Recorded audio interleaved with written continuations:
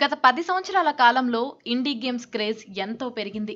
Minecraft, under tiles లాంటి games success INDI games ప్రపంచంలో ఒక కొత్త ట్రెండ్ మొదలవడానికి కారణమని చెప్పొచ్చు. అసలు ఇండీ అనే పదం మొదట సంగీత పరిశ్రమ నుంచి వచ్చిందని అంటారు.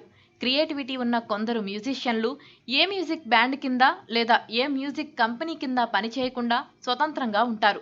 ఈ స్వతంత్ర కళాకారులు తమ పాటల్ని తామే సొంతంగా పాడుకుంటూ జనంలో పాపులర్ అవుతూ ఉంటారు. ఇదే విధంగా గేమింగ్ రంగంలో కూడా పెద్ద పెద్ద ప్రొడక్షన్ హౌసుల సహాయం గానీ సపోర్ట్ గానీ లేకుండా గేమ్స్ తయారు చేసే వాళ్ళు మొదలయ్యారు. వాళ్ళని ఇండీ గేమ్ డెవలపర్లు అని పిలవడం కూడా మొదలైంది. 2000 సంవత్సరంలో మొదట్లో బ్రెయిడ్, సూపర్ మీట్ బాయ్ లాంటి గేమ్స్ సక్సెస్ కావడం వల్ల ఇండీ గేమ్స్ పట్ల జనంలో క్రేజ్ పెరిగింది. అంతవరకు గేమ్స్ అంటే పెద్ద పెద్ద కంపెనీలే క్రియేట్ చేయాలి అనే ఫీలింగ్ ఉండేది. అప్పట్నుంచే జనం దృక్కోణం మారింది. గొప్ప గేమ్స్ ని పెద్ద పెద్ద కంపెనీలే తయారు చేయక్కర్లేదు, స్వతంత్ర డెవలపర్లు కూడా చేయగలరు అనే భరోసా ఇచ్చాయి ఆ గేమ్స్. ఈఏ స్పోర్ట్స్ లాంటి వాళ్ళు తయారు చేసే భారీ గేమ్స్ గ్రేటే.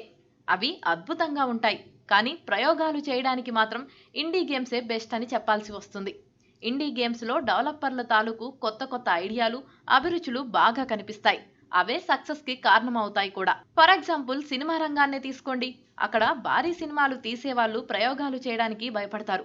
కానీ కొన్ని చిన్న చిన్న సినిమాలు మాత్రం కొత్త కొత్త కాన్సెప్ట్లతో వస్తాయి. ఒక్కోసారి అవి జనానికి విపరీతంగా నచ్చుతాయి. ఆ చిన్న సినిమాలు సాధించే విజయం తక్కువే అయినా క్రేజ్ ఉంటుంది. దెబ్బతిన్నా నష్టాలు పెద్దగా ఉండవు. ఇలాంటిదే ఇండీ గేమ్స్ కథ కూడా.